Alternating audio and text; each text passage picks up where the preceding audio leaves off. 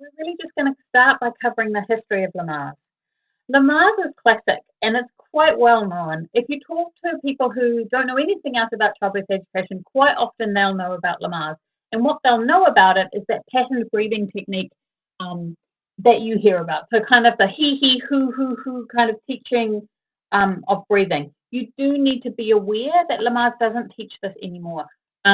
They have recognised, and it was even in the 1980s that they recognised that this was not a good method for childbirth. So if that's what you're thinking of as Lamaze, you need to put that to one side and have a look a little bit further into what they're doing right now. So to start with, it's important to know it's not for profit. That can make a difference in terms of what they're teaching and how they're teaching it. Lamaze began, it actually kind of started in Russia. Now, I'm not even going to try to pronounce this doctor's name. I'm sorry. I'm sure I would make a big hash of it.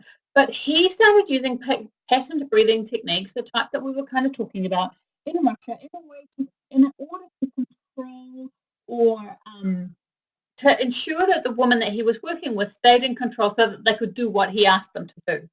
So it wasn't necessarily to obtain a natural childbirth. It wasn't to avoid any birthing practices that were happening. It was just so the doctor could say, be quiet and push, or sit this way, or move like this, that the woman would kind of do it. It was also recognised about the same time that an increase in fear increases pain. Now, this is coming from Dr. Dick Grantley-Reed, but also from the idea that women's physical problems kind of come from their head, right? And this is kind of Freudian, a little bit of the Freudian thing that, you know, hysteria, hysterectomy, a lot of the philosophy of the time is that women are slightly, you know, not very strong emotionally, and then that causes a lot of physical problems.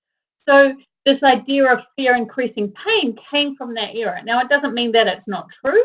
The fact that, you know, like it's kind of a little bit a tainted history in terms of where it came from. But it's important to be aware of the issues around this idea. So anyway, in the 1950s, Ferdinand Lamaze, who was a French obstetrician, traveled to Russia and saw this technique being used.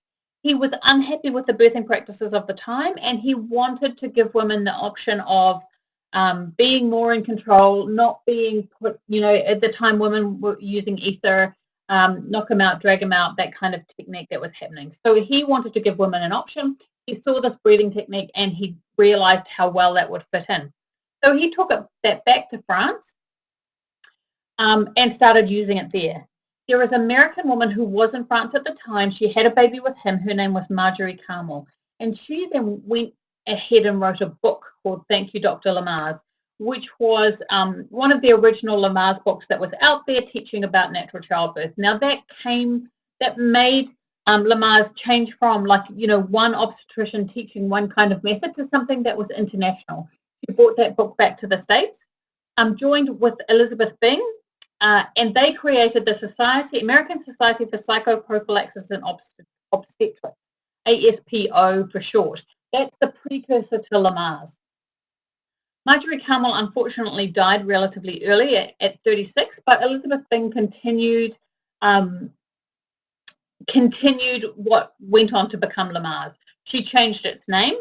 And in 1981, she published 6 practical lessons for an easier childbirth, which is still the 6 cornerstones for childbirth is still used in Lamaze. And if you go and have a look at the website, the link is just above, you'll see there 6 practical lessons for easier childbirth. It's also combined with 10 steps and all this other kind of stuff that they've got there, but it's still around.